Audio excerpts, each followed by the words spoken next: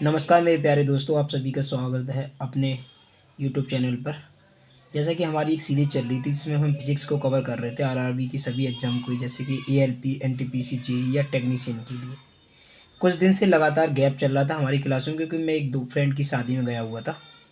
चलो दोबारा से इस कंप्लीट करते हैं। इस चैप्टर के लास्ट दो और लेक्चर रह गए छोटे छोटे, जो बहुत ही 10-10 मिनट के होंगे, जो मैं जल्दी अपलोड कर दूंगा, यानी आज ही अपलोड कर दूंगा। और आगे हम इसी फर्स्ट जो हमारा चैप्टर है मेजरमेंट एंड यूनिट्स, इसके हम प्रीवियस ईयर करेंगे। जो मैंने कलेक्ट कर रहा हूँ उनमें कलेक्ट करने में थोड़ा सा टाइम लगता है, जगह जगह देखना पड़ता है कि कहाँ कौन सी जगह किस एग्जाम में आया हुआ है। चलो दोस्तों, तो कुछ छोटा सा पार्ट रह गए जो 10-10 मिनट के होंगे, ज़्यादा नहीं। शुरू करते हैं बिना किसी देरी के। कुछ चीज़ें ये है कि महत्वपूर्ण मात्रक और इकाई रह गई हैं, जैसे जिनके बारे में आपको बता दूं कि जैसे कि 1 फुट, 1 फुट इक्वल टू होता था 12 इंच। ठीक है। और इसे और क्या कह सकते हैं, 30.48 cm, ठीक है, सेंटीमीटर में। अगर इसे यहीं पे हम मीटर में बताएंगे तो कितना होगा, 0.3048 मीटर। ओके।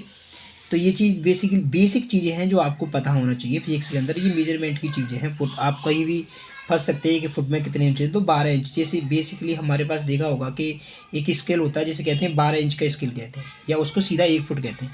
अब आपको एक छोटी भी चीज़ भी पता हुआ है, 1 इंच बराबर, क्योंकि जब मैं यहाँ आया था टेक्नीशियन के रूप में, तो हमारे सर ने पूछा था कि 1 इंच में कितने सीएम होते, तो 2.54 सीएम होते हैं। ठीक है, ये चीज़ आपको बताइए। और 1 सीएम में कितनी इंच होंगी वे, 1 सीएम में होता है कि 0.39 इंच। ओके। ये चीज़ें छोटे छोटे कन्वर्जन हैं जो आपको पता होने चाहिए। ठीक है। और एक चीज़ और भी चीज़ें देखते हैं, कई सारी चीज़ें हैं, जैसे कि माइक्रोन को देखते हैं। ठीक है। एक माइक्रोन बराबर कितना होता है, 10⁻⁻�6 मीटर। ओके। और आपने ये सुना होगा, एक एंगस्ट्रॉम सुना होगा। एक एंगस्ट्रॉम बराबर होता है 10⁻⁻10 मीटर। ओके।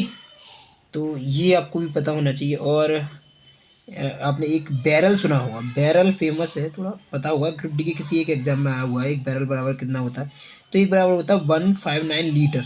ठीक है। बैरल बेसिकली जो हम ऑयल लाते हैं वो बैरलों में ही आता है। जैसे किसी से अगर हमने किसी और देश से हमने परचेज किया है ऑयल, तो वो बैरल के रूप में ही आएगा। ठीक है। आपने और भी चीज़ें सुनी होंगी, जैसे कि मोल, मैंने बता दिया था आपको पिछली वीडियो में, होगा आपको मोल, प्रकाश वर्ष, और पार्शिक। ठीक है। ये सारी तीनों चीज़ें हमने पिछले पढ़ चुके हैं, अब मैं इसको दोबारा नहीं बताऊंगा, आप पीछे की वीडियो जरूर देखिएगा। ठीक है। एक और टर्म आपने पढ़ा होगा, डॉप्शन। डॉप्शन, टॉप्शन क्या होता है कि वैसे तो इसको कहते हैं कि ओजोन की, हमारे वायुमंडल में ओजोन की मात्रा को नापने के लिए किया था। इसलिए ओजोन नहीं, किसी भी गैस की वायुमंडल में ऊर्ध्वाधर वर्टिकल जो मात्रा होती है उसको नापता है ये। ठीक है। इसलिए लोग कहते हैं कि ओजोन, ओजोन की मात्रा नहीं, ये किसी भी गैस का की मात्रा को नापते हैं इसमें। ठीक है। अब एक और आपने पढ़ा होगा क्यूसेक, आपने नहीं पढ़ा होगा मगर बता रहा हूँ, क्यूसेक।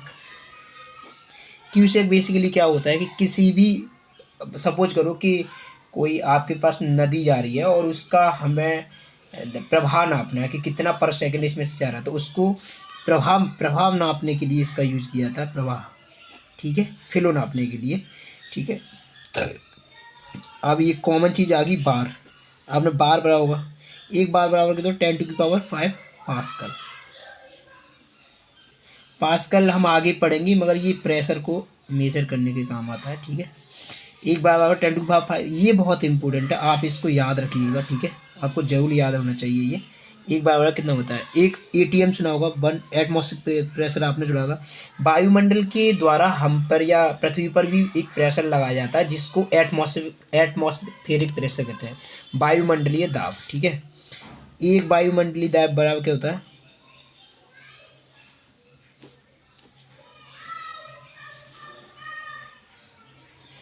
10 टू भी, एक वायुमंडलीय दाब होता है 1.0 0.013 क्रॉस 10⁵ पास्कल। ओके दोस्तों, आपने ये पढ़ा होगा कि ये अभी आपको बताया था मैंने कि 10⁵ बराबर ये किसकी वैल्यू होता है, 1 बार की वैल्यू होती है। तो यहाँ बार रख सकते हैं, तो क्या होगा बार में 1.013 बार। ये भी आपको याद रखना है, ये भी बहुत इंपॉर्टेंट है। कुछ चीज़ें आपको फिजिक्स में याद रखनी होंगी जो हमेशा काम आएंगी, ठीक है।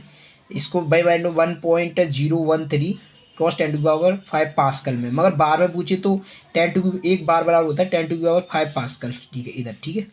ओके, अब दोस्तों आपने एक अश्वशक्ति पढ़ा होगा। ये सारे आप टेंशन न लो, ये सारी चीज़ें आगे आएंगी हमारे, ठीक है। अश्वशक्ति हिंदी में थोड़ा इसी कहते हैं कि हॉर्स पावर है, ठीक है, ठीक है। हॉर्स पावर बराबर 1 हॉर्स पावर होता है। ओके, सॉरी लाइट चली गई थी, चलो कोई नहीं, फ्लैश की लाइट से काम करते हैं। तो 1 हॉर्स पावर बराबर होता है, ये रिपीट हुआ है कई बार एनटीपीसी में, ग्रुप डी में कई बार रिपीट हुआ है, टेक्नीशियन में रिपीट हुआ है। ऐसा कोई रेलवे का एग्जाम नहीं जिसमें इसमें हो जाए 740 वॉट, ठीक है। ये अश्वशक्ति का मात्र, अश्वशक्ति बराबर होता है। और ये अश्वशक्ति किसी लिए नहीं, वो ये शक्ति का मात्रक होता है जो हाँ आगे जाके हम इलेक्ट्रिसिटी पढ़ेंगे, पावर, ठीक है, उसका होता है, ठीक है। अब आपको एक और चीज़ बता दूं मैं कि आपने किलोवाट भी सुना होगा, ठीक है, कितने किलोवाट का है। जो किलोवाट होता है वो ऊर्जा का मात्रक होता है, 1 किलोवाट, ठीक है। 1 किलोवाट बराबर कितना होता है, 3.6 मेगा जूल, ठीक है। ये चीज़ें भी आपको पता होनी चाहिए, बहुत इंपॉर्टेंट चीज़ें चल रही हैं ये, मतलब ये चैप्टर वाकई में 1 नंबर का आपको फंसा सकता है कोई ना कोई सवाल को, ठीक है। अब हम थोड़ा सा पढ़ेंगे एक और नई चीज़ के बारे में, मैक। आपने मैक के बारे में पढ़ा होगा, मैक आपको पता हो तो बेसिकली मैक होता क्या है, ठीक है। वायुयान की गति नापने के लिए हम मैक का प्रयोग करते हैं। जैसे कि किसी भी माध्यम में ध्वनि की चाल, ठीक है, किसी भी माध्यम में ध्वनि की चाल को हम मैक से रिप्रेजेंट करते हैं, ठीक है। तो जैसे कि अब मान लो मैक नंबर है आपका, ठीक है, मैक नंबर है आपका, अगर मैक नंबर 1 से बड़ा है, ठीक है, 1 से बड़ा है तो हम उसे बोलेंगे सुपरसोनिक, ठीक है। अगर मैक नंबर 5 से बड़ा है तो उसे बोलेंगे हम हाइपरसोनिक, ठीक है। ये 2 चीज़ें आपको याद रखनी होगी मैक नंबर के बारे में। अगर मैक नंबर 1 से बड़ा है तो सुपरसोनिक होगी, और हाइपरसोनिक, और 5 से बड़ा तो हाइपरसोनिक। सुपरसोनिक, हाइपरसोनिक आप मिसाइल के बारे में पढ़े होंगी, क्योंकि आपको पता है कि लड़ाकू विमान और उनकी गति को हम ध्वनि की गति से कंपेरिजन करते हैं और मैक में लेते हैं, ठीक है। सुपरसोनिक और हाइपरसोनिक आप मिसाइलों के पीछे कि सुपरसोनिक मिसाइल है या हाइपरसोनिक है, ठीक है। लगभग कि सपोज करो कि ध्वनि की गति से 5 गुने से भी ज़्यादा स्पीड से चले तो वो सुपरसोनिक, हाइपरसोनिक आ जाती है, और 1 गुने से ज़्यादा चले तो सुपरसोनिक आ जाती है, ठीक है। ये चीज़ें दोनों आपको याद रखनी है क्योंकि ये रिपीट सवाल है, सारी चीज़ें इंपॉर्टेंट चलनी है, ठीक है। लड़ाकू यान या लड़ाकू विमान होते हैं या वायुयान होते हैं, इनकी गति को हम मैक से रिप्रेजेंट करते हैं, ठीक है। अब आपने पढ़ा होगा सोनार। अब सोनार के बारे में जानते हैं, सोनार क्या होता है, इसकी फुल फॉर्म पूछ लो, साउंड, SOUND, साउंड नेविगेशन, ठीक है, एंड रेंजिंग, ठीक है, ठीक है। इसकी फुल फॉर्म में आती पूछ सकता है, आप याद रखना, साउंड नेविगेशन एंड रेंजिंग। ये क्या है, बेसिकली हम किसी समुद्र में किसी भी वस्तु का अंदर जो डूबी हुई हो या गहराई में हो उसका पता लगाने के लिए हम सोनार का उपयोग किए थे। सोनार में अल्ट्रावायलेट अपश्रव्य तरंग होती हैं,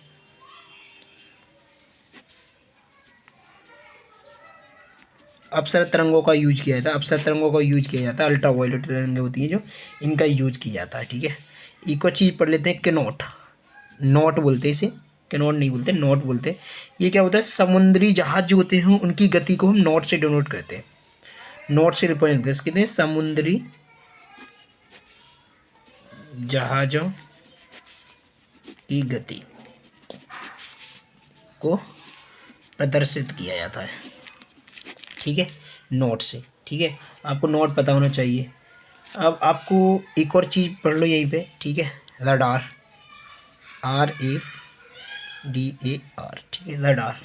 रडार क्या होता है? रडार की फुल फॉर्म भी पूछ लेता है, एक बार पूछी भी गई है किसी भी एग्जाम में, मुझे याद नहीं आ रहा, पर शायद ग्रुप डी में ही पूछी जा सकती है इतनी सारी चीज़ें, ठीक है। तो रडार का फुल फॉर्म होता है रेडियो डिटेंशन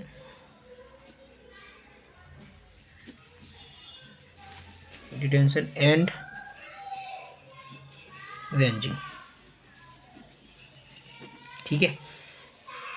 ये क्या होता है? जैसे कि ये सूक्ष्म तरंगों के द्वारा किसी भी वस्तु का पता लगा लेता है, ठीक है। इसमें क्या होता है कि सूक्ष्म तरंगें छोड़ता है और वस्तु को ऊंचाई पे जो भी जहाज उड़ रहे हैं या कोई भी लड़ाकू विमान आ रहा है तो उसका पता लगा लेता है कि ये आपसे कितनी दूर है या कितनी रेंज पे है, ठीक है। ज़्यादातर ये हवाई अड्डों पर भी इसका प्रयोग किया जाता है, ठीक है। हवाई अड्डों पर भी इसका प्रयोग किया जाता है, ठीक है। रिएक्टर स्केल तो आपको पता होगा, भूकंप नापने के लिए किया जाता है, ठीक है। ठीक है दोस्तों, इस वीडियो को यहीं ओवर करते हैं। उसके बाद छोटी सी चीज़ें मैं कुछ मापक यंत्र बताऊंगा और उनके प्रयोग, ठीक है, उनका अनुप्रयोग कहाँ कहाँ होता है, ठीक है। सो ये चैप्टर फिर ख़त्म हो जाएगा और उसके बाद हम प्रीवियस ईयर जो भी आए हुए हैं आज तक NTPC या किसी भी एग्जाम में आए हुए हैं रेल के में, उनको डिस्कस करेंगे, ठीक है। आज ही ये चैप्टर ख़त्म हो जाएगा, मैंने दोनों वीडियो अपलोड करता हूँ। और चलो अगले पार्ट में मिलते हैं, ओके।